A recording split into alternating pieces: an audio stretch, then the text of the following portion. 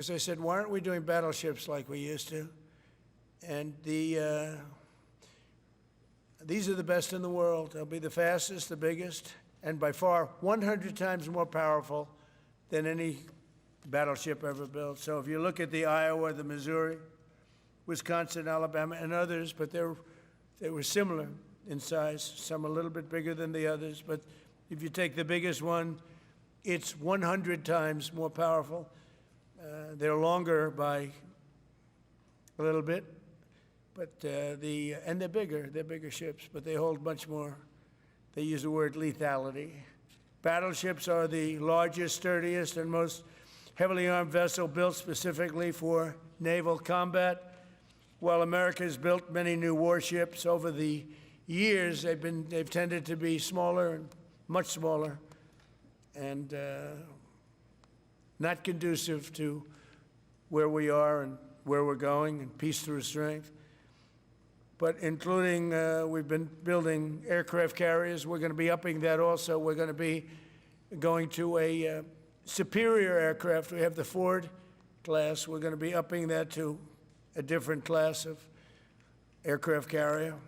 And we haven't built a battleship since 1994. These cutting-edge vessels will be some of the most lethal surface warfare ships.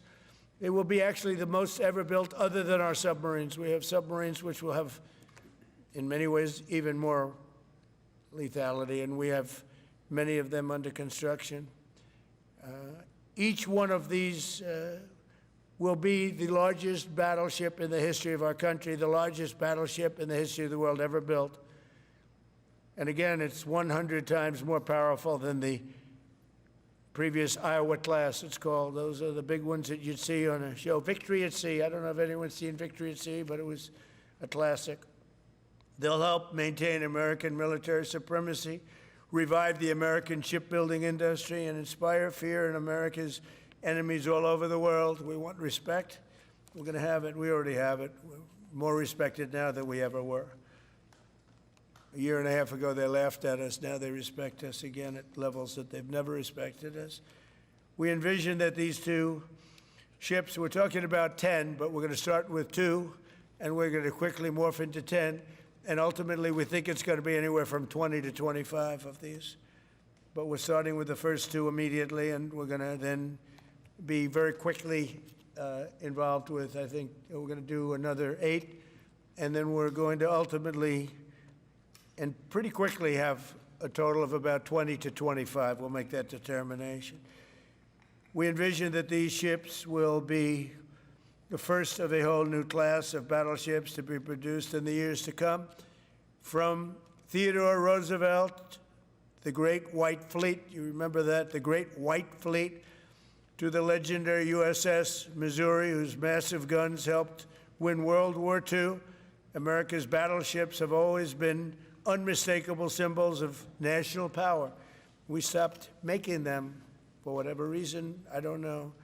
And I want to congratulate John Thalen, who is your Secretary of the Navy. He came to me, and the first day we met, he talked about battleships, and I said, "You're absolutely on the right track." He said, "Why are we doing other things? We have missiles, which are much more expensive." By the way, these battleships have tremendous numbers of missiles, but they also have guns.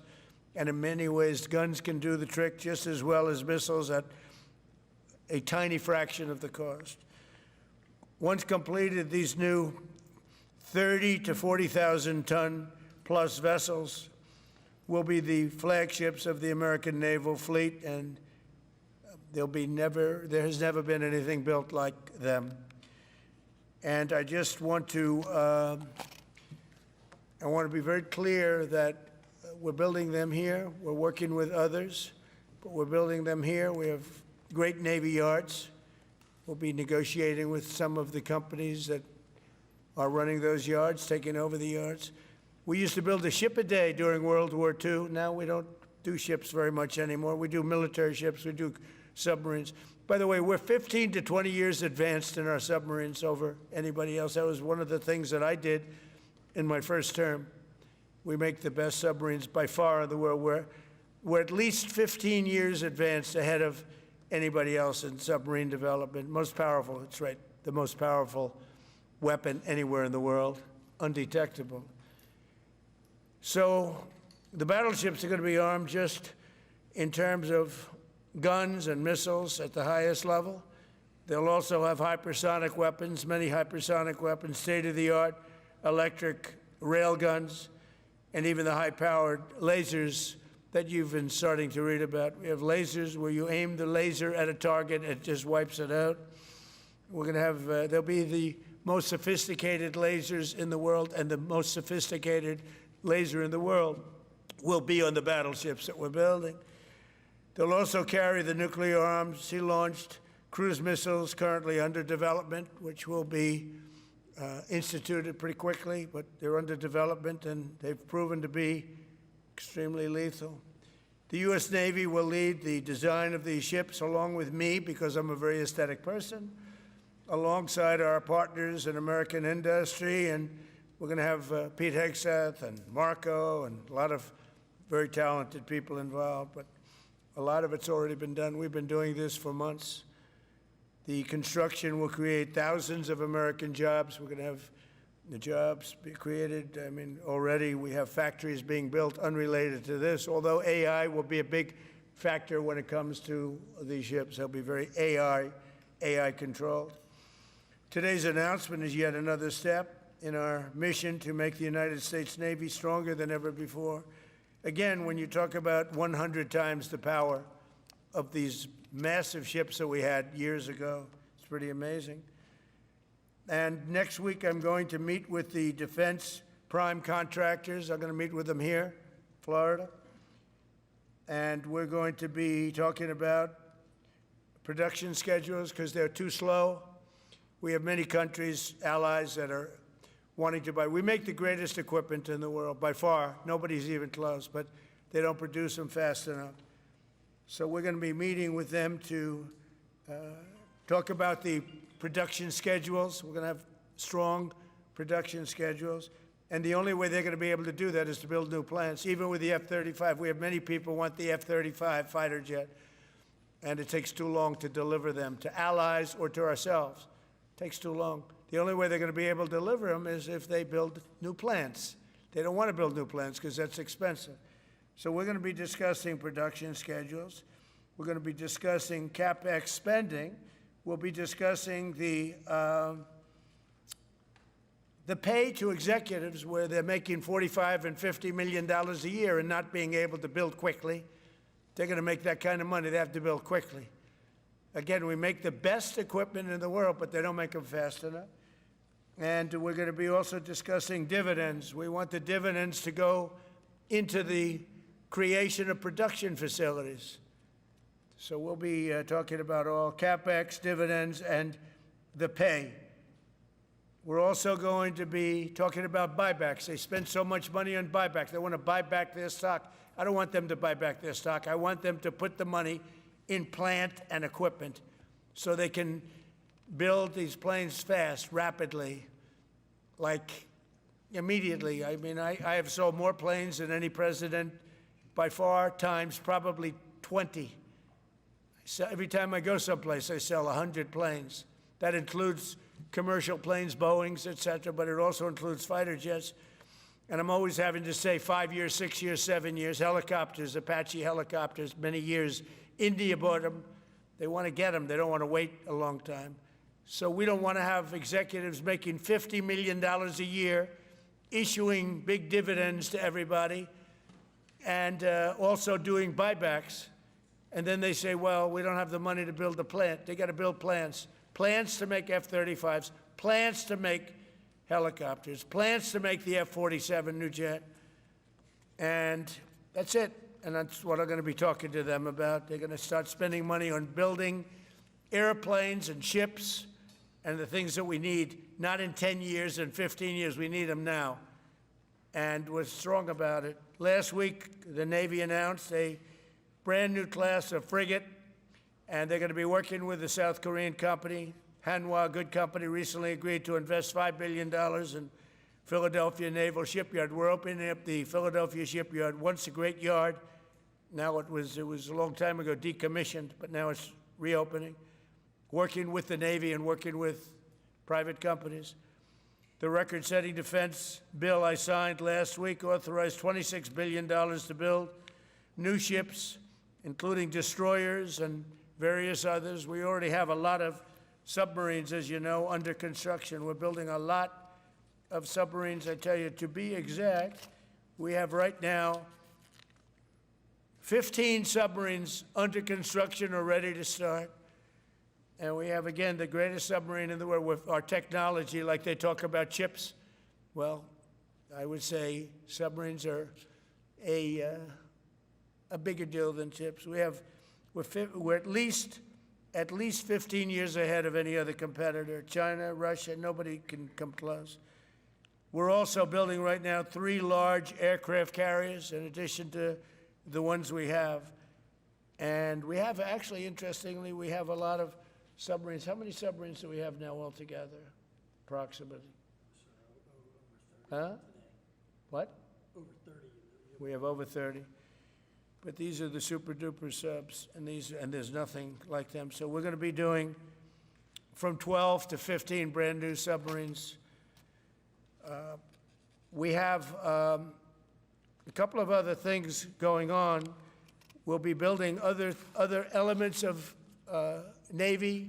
We'll be fixing up headquarters. We'll be fixing up places for our great sailors to live. And we're going to be working very hard with companies, but we're also going to be penalizing companies that aren't doing a good job. For instance, when they built the Ford, Gerald Ford, the cost overruns were ridiculous. That was done in Norfolk, Virginia.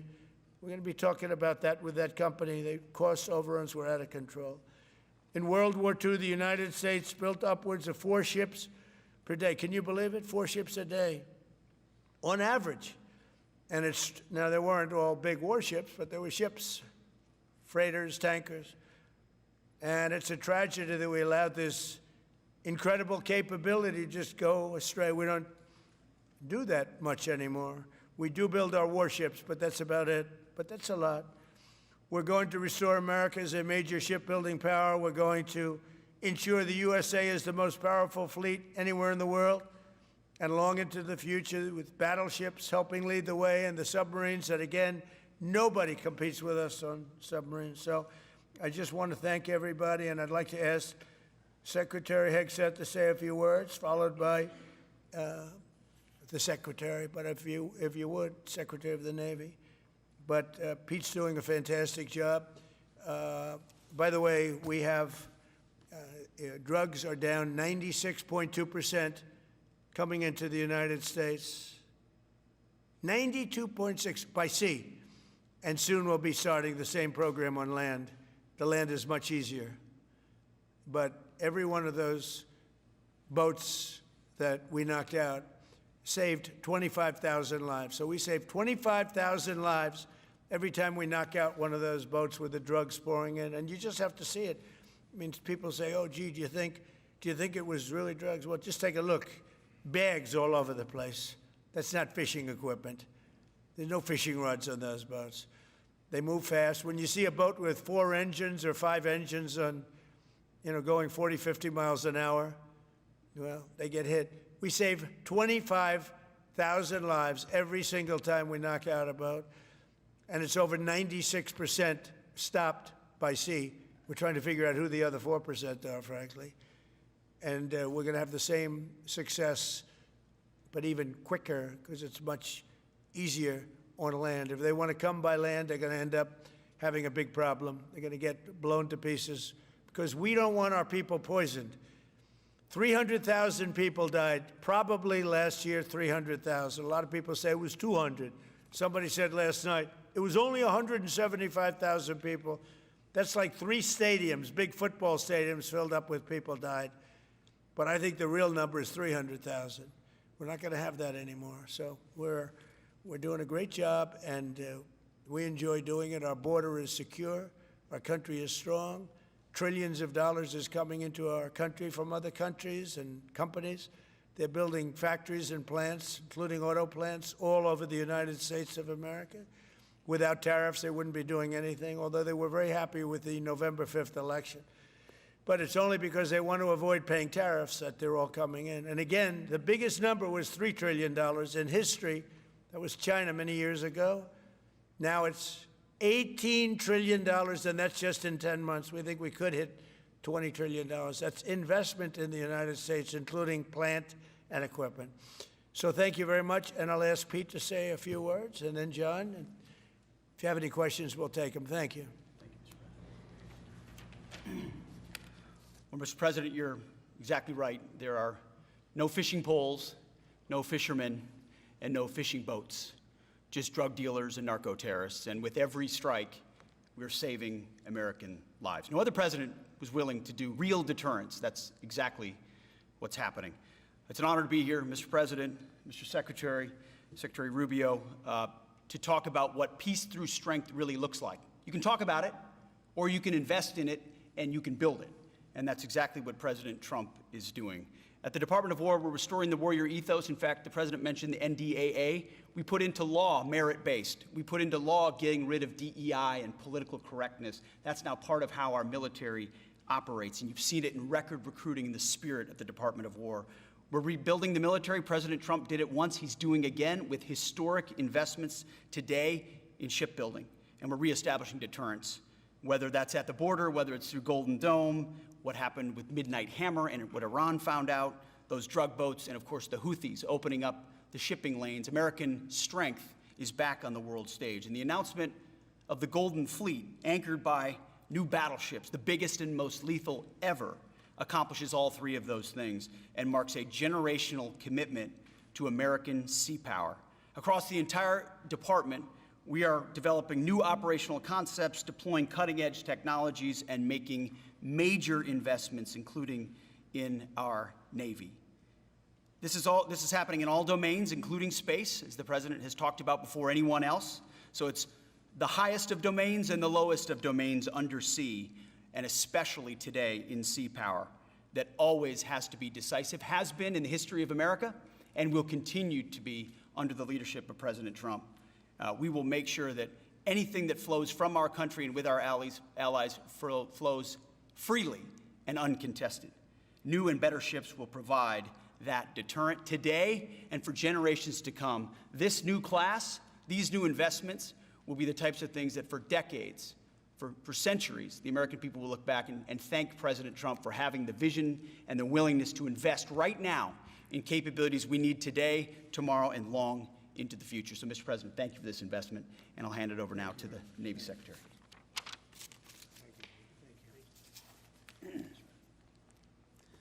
Mr. President, Secretary Hegseth, Secretary Rubio, thank you for being here on a very consequential day. From my very first conversation with President Trump about serving as the Secretary of the Navy, he's talked about the great Iowa-class battleship and why America doesn't build ships anymore with that kind of offensive firepower that takes the fight to the enemy. During my time in the job, I've talked extensively with our combatant commanders, like Admiral Paparo and Admiral Cooper, and our CNO, Admiral Cottle.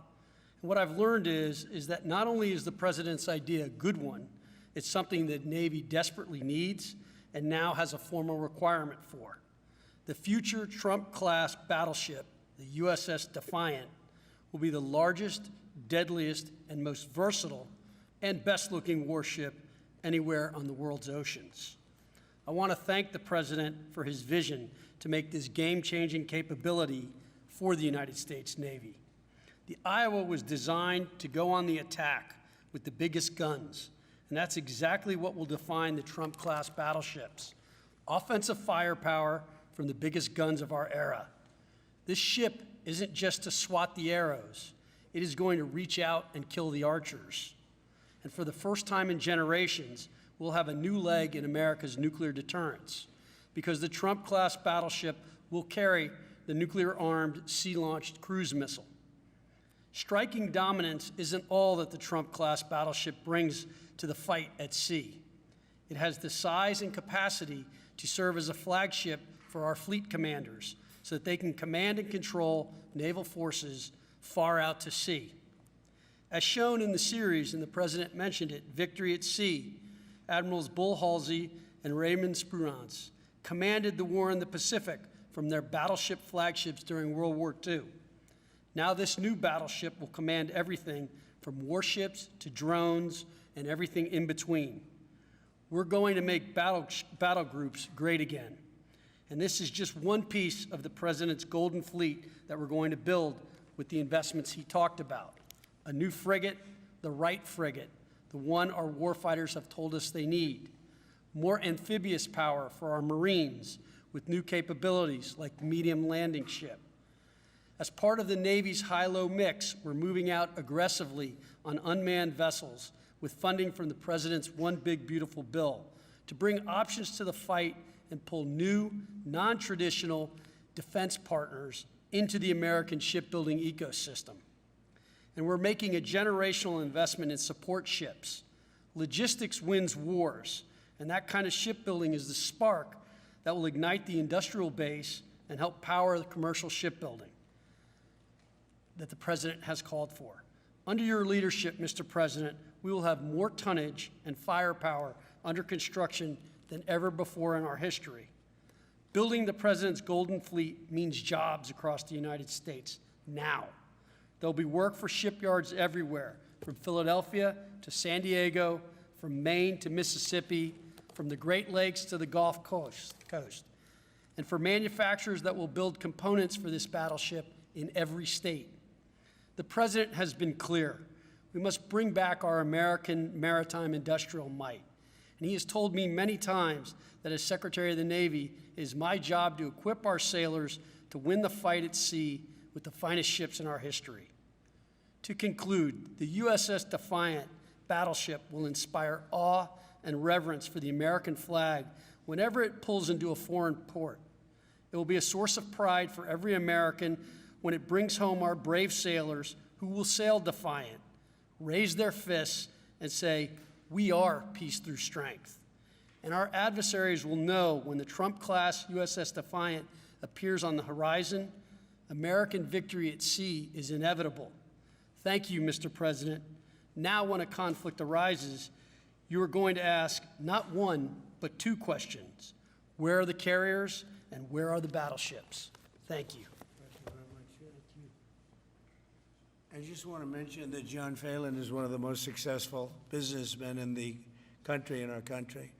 It's been a tremendous success, and he wanted to do this, and for nothing. He's taken probably the largest salary cut in history, but he wanted to do it. He wants to rebuild our Navy, and you needed that kind of a brain to do it properly. So I just wanted to give you a little information on him, which is probably enough. But one of the most successful men in the country, and he's that because he understands it, and he understands finance in addition to what we're talking about. Somebody who's doing a fantastic job is Marco Rubio, Secretary of State. And Marco, maybe say a few words, and then we'll answer some questions. Thank you.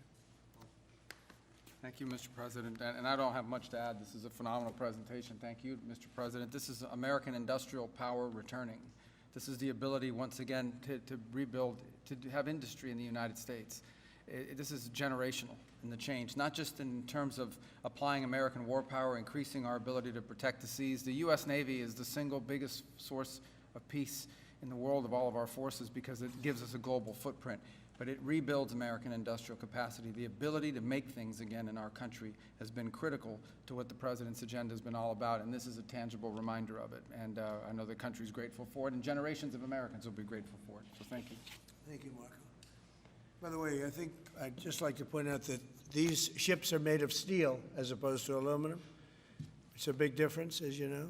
Battleships, the great battleships, had 6- and 7-inch steel hulls, and these are going to be likewise made out of very powerful steel. Our steel industry is coming back very strongly, by the way. It's coming back at record numbers, and we're going to be using them for the steel, but as opposed to an aluminum side, which, in all fairness, is not the same. So, John, we're going with all steel, I understand. And that's going to be something that people are surprised. More expensive, but not even comparable in terms of the importance and the strength. Yeah, please. What's your timetable for these first two ships, and do you see them as a counter Yeah, to we're China? going to start almost immediately, and we'll probably talking about 2.5 years. And in terms of the mission, do you see it as a counter to China? It's a counter to everybody. It's not China. We get along great with China. I have a great relationship with President Xi. And not China, it's just everybody. You don't know who comes along. But we just wanted peace through strength. Hopefully we never have to use them. But there will never be anything built like these. Think of it. Those battleships are incredible. These have 100 times the power. Think of that. I mean, and they were big and they were powerful.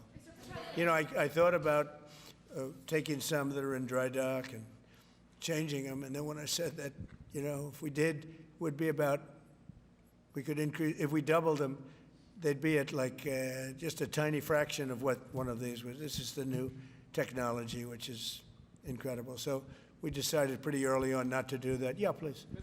President, Julio Rosas with Most Peaceful Media. You just referenced the lower amount of illegal drugs that are coming by sea, and you just said that you're going to start that same program on land soon. Are you just referring to Venezuela, or are you referring to other countries in Latin America? Anywhere drugs are pouring in, anywhere, not just Venezuela. No. Yes. Speaking of Venezuela, Ma'am? oil. What are we going to do with the oil that we have? Going to do with what? The oil that has been seized. The United States seized 1.9 million barrels of oil on December 10th. We're going to keep it. We're keeping it. Where's it? Are we going to sell it or put it in the strategic Maybe oil we'll sell reserve? it. Maybe we'll keep it. Maybe we'll use it in the strategic reserves. We're keeping it. We're keeping the ships also. Yeah, please. About Venezuela, sir, have you spoken to American oil companies that have had their assets seized about what a post-Maduro Yes. Venezuela would mean for them, of what coming I have. back and restarting All operations? the big ones, yeah. I have. Yeah, please. Why do you feel like this initiative was neglected for so many years? And does this come amidst the rising tensions between the U.S. and Venezuela? We're talking about with Venezuela? Yes. Well, you had a different kind of a president before me. They didn't mind being ripped off. They didn't mind being robbed. They didn't mind drugs pouring into our country. They didn't mind the jails of Venezuela and Trinidad being emptied into the U.S., where they take over Colorado and other places. I do mind. So you had a different kind of a president. I hope people are enjoying it because we've never been respected more than we are now. Yeah, please. Thank you. Thank you, Mr. President. Were you surprised by the number of photos of Bill Clinton in the Epstein files? And can you commit to their By full... what? And were you surprised by the number of photos of Bill Clinton in the Epstein files? And can you commit to their full release by the end of the year? Some of the victims were protesting that too many of them were redacted. I know there are a lot of people that are angry about all of the pictures of other people, you know, but I think it's terrible. Look, I like Bill Clinton. I've always gotten along with Bill Clinton. I've been nice to him. He's been nice to me. We've always gotten along. Respect him. I hate to see photos come out of him, but this is what the Democrats, mostly Democrats, and a couple of bad Republicans are asking for. So they're giving their photos of me too. Everybody was friendly with this guy, either friendly or not friendly. But he was around. He was all over Palm Beach and other places. The head of Harvard was his best friend, Larry Summers, and Bill Clinton was a friend of his. But everybody was. I actually threw him out of Mar-a-Lago, and as a person that was in Mar-a-Lago, I threw him out. Mar-a-Lago this is Mar-a-Lago. It's the hottest place I think it's the hottest place in the world, but it's the hottest place in Florida. And everybody would come here. He'd come here. We actually threw him out. But no, I don't like the pictures of Bill Clinton being shown. I don't like the pictures of other people being shown. I think it's a terrible thing. I think Bill Clinton's a big boy. He can handle it. But you probably have pictures being exposed of other people that innocently met Jeffrey Epstein years ago, many years ago, and they're highly respected bankers and lawyers and others, and they'll end up, because of guys like Massey, who's a real lowlife, whose polls are down to about 9%, by the way, in the great state of Kentucky. If you look at Kentucky, Kentucky is such a great place, but I don't know, they've got a couple of people in there that are very strange in terms of leadership, but Massey's a loser, and he likes it, and that he works with the Democrats. He's just being used by the Democrats, because what this whole thing is with Epstein is a way of trying to deflect from the tremendous success that the Republican Party has. Like, for instance, today we're building the biggest ships in the world, most powerful ships in the world, and they're asking me questions about Jeffrey Epstein. I thought that was finished. I believe they gave over 100,000 pages of documents, and there is tremendous backlash. It's an interesting question because a lot of people are very angry that pictures are being released of other people that really had nothing to do with Epstein, but they're in a picture with him because he was at a party, and you ruin a reputation of somebody. So a lot of people are very angry that this continues. A lot of Republicans are angry because of the fact that it's just used to deflect against a tremendous success. Look, we have $18 trillion coming into our country. We have, I believe, we're going to have the most successful economy in history. We inherited a mess. Now prices are coming way down. Gasoline is less than $2 in some states, $1.99, $1.97, $1.95 a gallon. $1.95. Think of that. A gallon. Nobody ever thought they'd see that. They don't want to talk about that. They want to talk about Epstein. And the problem is a lot of Democrats are being caught up in the web, like Larry Summers. Larry Summers was the head of Harvard. He's now been forced to resign from every board he's on, and he was thrown off the Harvard board. Now, he was at Epstein's Island a lot. I wasn't. I never went there, by the way. But fortunately, it's nice.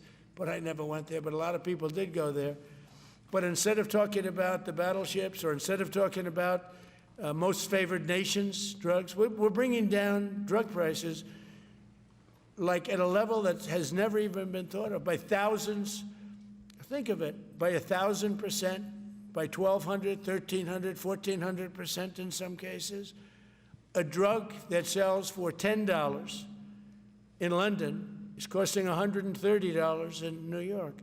We're bringing it down to $20, and they're going to go up to 20. So they're going from 10 to 20, which is a doubling. It's a doubling. That's a lot, but it's a doubling. But we're going down to 20.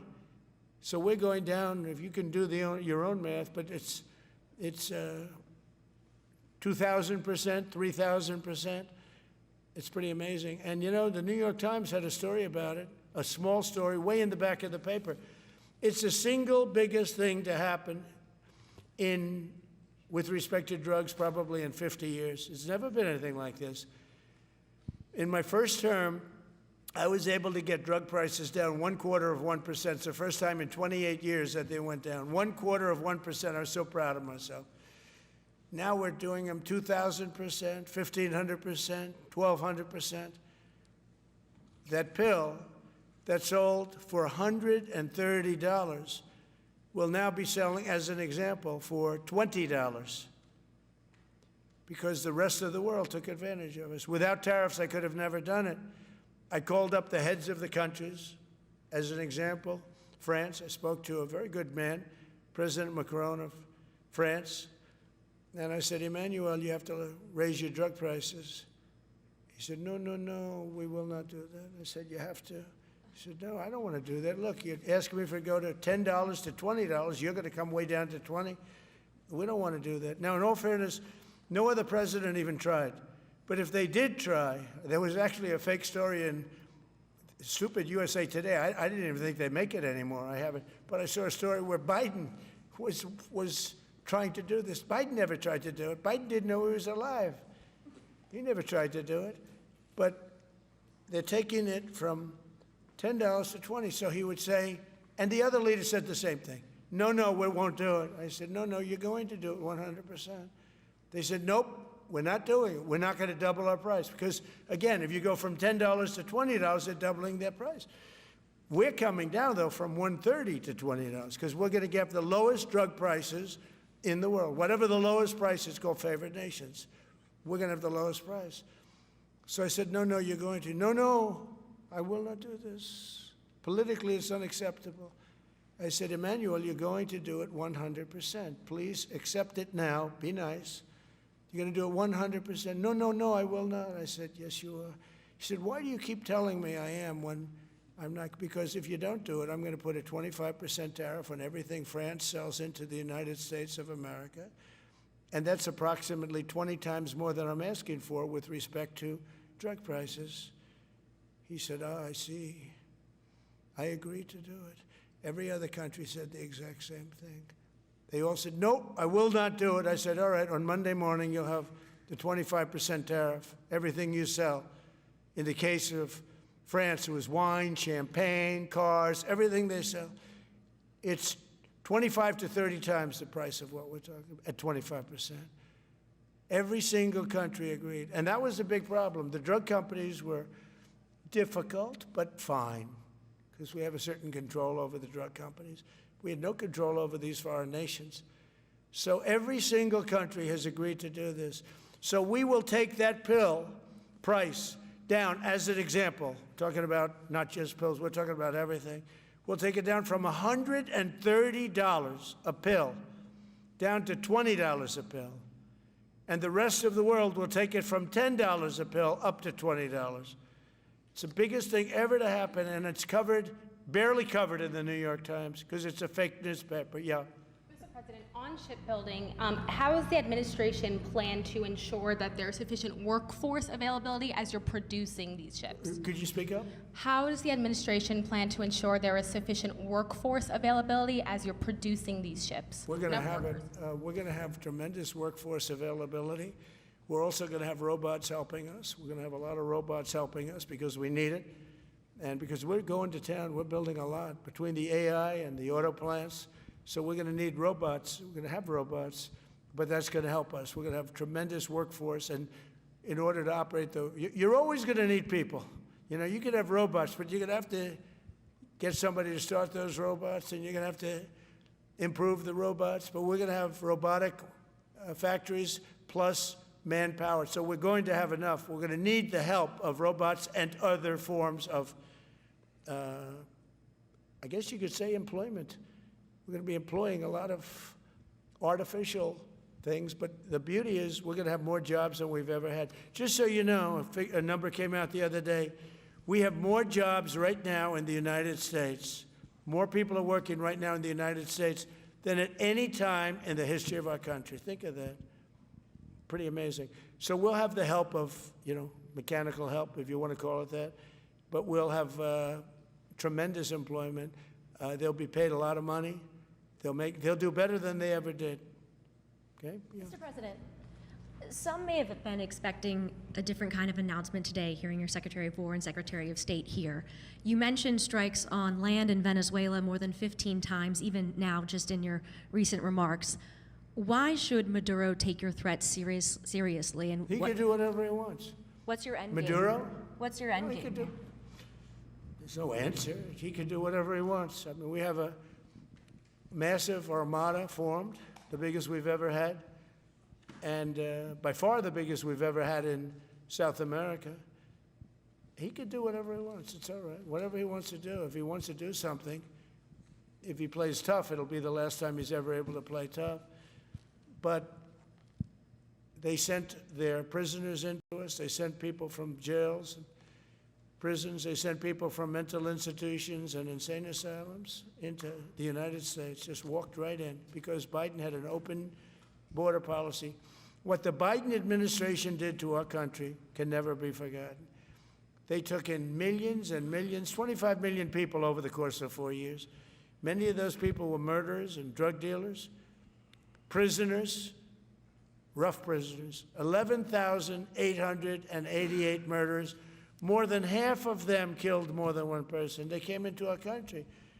Now, I spoke to Christine Noem today. I spoke to Tom Homan today. He came down to see me. And we had a great meeting. They've done an amazing job. We're getting them out. We're getting them out very fast.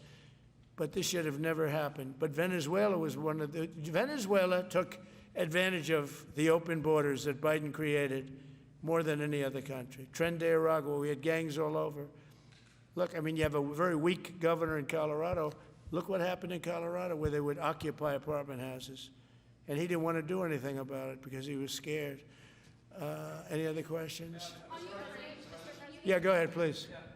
So in response to the United States taking sanctioned oil from Venezuela, Colombian President Gustavo Petro criticized the United States by saying, well, the Southwest is stolen land and that it should be returned to Latin America. I just wanted to know what your response to that is. Well, he has to watch because, you know, he's got drug factories. They make cocaine in Colombia. And he's no friend of the United States. He's very bad guy. And he's got to watch his ass because he makes cocaine and they send it into the United States of America from Colombia. We love the Colombian people. I love the Colombian people. They're great people, energetic, smart, great. but their new leader is a troublemaker, and he better watch it. He better close up those cocaine factories. They have at least 3 major cocaine factories. We know where they are. He better close them up fast, yeah. By the way, it's made and sold into the United States. Comes through Mexico.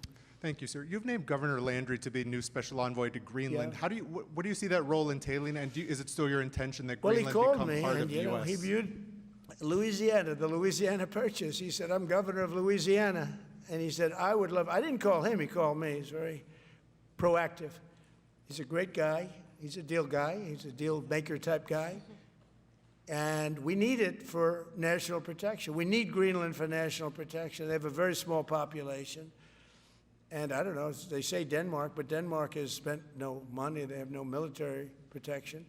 They say that Denmark was there 300 years ago or something with a boat. Well, we were there with boats too, I'm sure. So we'll have to work it all out. But he felt very strongly, we need it for we need Greenland for national security. Not for minerals. We have so many sites for minerals and oil and everything. We have more oil than any other country in the world. We need Greenland for national security. And if you take a look at Greenland, you look up and down the coast, you have Russian and Chinese ships all over the place. We need it for national security. We have to have it. And he wanted to lead the charge. So we're making him, Marco, today, a special envoy to Greenland. Greenland's a big deal. Yeah. On Ukraine, can you give an update on the talks that took place this past weekend, and could a trilateral discussion of sort be the next step for Ukrainian, U.S., and Russian delegations? So the talks in Ukraine, Russia are going along. They lost, as you know, 27,000 soldiers last month, mostly soldiers, some people in Kiev, etc., but mostly soldiers. And the talks are going along. And I say that, you know, there's tremendous hatred between these two leaders, between President Putin, President Zelensky, tremendous hatred. And I hope we can get it done. We are talking. Talks are going okay. But, you know, I've solved 8 wars. And Thailand is starting to shape up. You know, they started with Cambodia. They started up again. But I think, Marco, we have that in pretty good shape to have that stopped. So we stopped 8 wars. And I thought this would be in the middle of the pack, but maybe easy, but in the middle of the pack. But there's a lot of hatred between those two people, and when there's hatred, there's, you know. But we stopped one war 38 years, one war 35 years, one war was going on for 32 years. And we stopped, think of it, we stopped a potential nuclear war between Pakistan and India.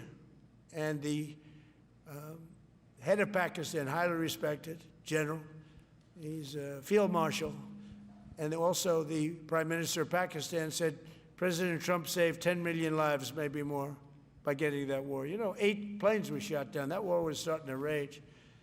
And he actually said the other day that President Trump saved 10 million lives, maybe more. So we solved all these wars. The only one I haven't solved yet is Russia, Ukraine. Are you still pushing for the Christmas Day deadline with Russia and Ukraine? And have you spoken with Putin or Zelensky or plan to push the deal? I'll do whatever I have to do. I mean, I'd like to see it stop. Look, we don't lose any money on that war anymore. You know, Biden gave $350 billion, and who knows what happened to it. We now sell missiles, planes, all of the best military equipment. We sell it to NATO.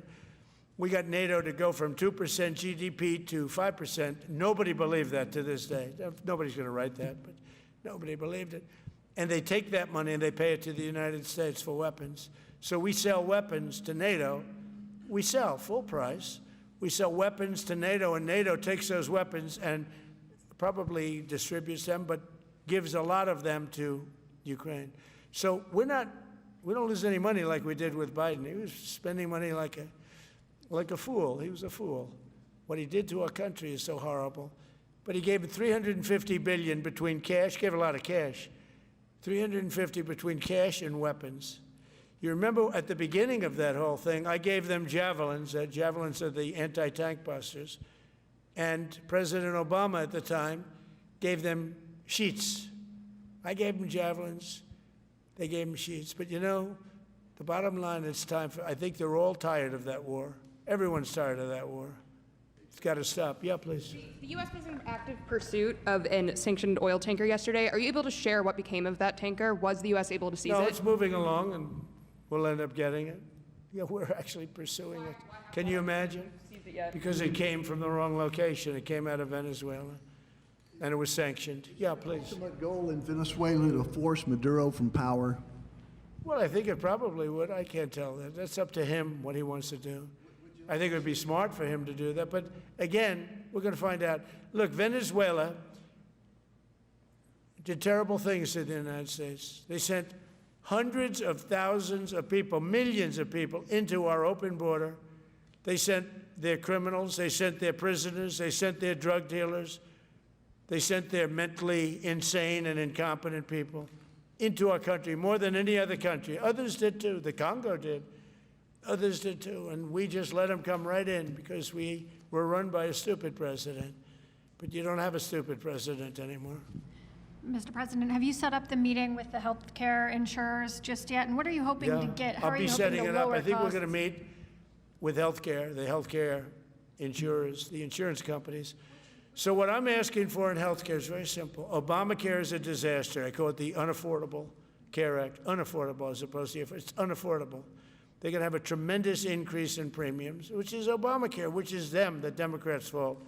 They'll try and blame Republicans. It has nothing to do with us. It's the Democrats' fault. What I want to do is we spend hundreds of billions of dollars a year that go to insurance companies. I want that money to go to the people and let the people buy their own health care. And everybody loves it. It's become our issue. Now, before I do that, I'll meet with the insurance companies, just as I met with the drug companies. As you know, we're meeting with 4 other drug companies, Johnson & Johnson, but they've all agreed. We're meeting with them this week. It's coming. It'll be a similar meeting. They've all agreed. But nobody would have thought the drug companies were going to do what they did, where they're giving away free drugs. They've been so great, okay? And we have most favored nations. Nobody thought that was possible. I don't think any other president ever tried to get it because they never thought they could. But with respect to the insurance companies, I want to meet. There's essentially 14 of them, 10 big, but there's a total of 14 pretty much, pretty big. And I want to meet with them, and I want to say, I want you to cut your rates way down, way down. And maybe if they do that, we'll be able to not cut them out. We'll be able to continue to deal with them, which is probably a little easier process. I think the best process is pay the money directly to the people, let them buy their own health care. But I'm going to meet with them the first week back. I do it now, but they're trying to come up with a schedule. They want to meet badly, they've told me, but they want to come up with a schedule. I said, make it a good schedule. Your rates have to come way down. We're also going to meet with other insurance companies because under Biden, the insurance rates have gone through the roof. Auto insurance, home insurance. I mean, insurance companies are making far more than they're entitled to make. So we're going to be doing that. But just in the meantime, we'll be meeting with the insurance companies in the first week, the first few days back in Washington, because they're trying to come up with a proposal that will satisfy me. Thank you very much, everybody. Appreciate it. I hope you're going to enjoy the battleships. They're going to be beautiful. Thank you. And have a great Christmas if I don't speak to you. Thank you very much. Thank you very much.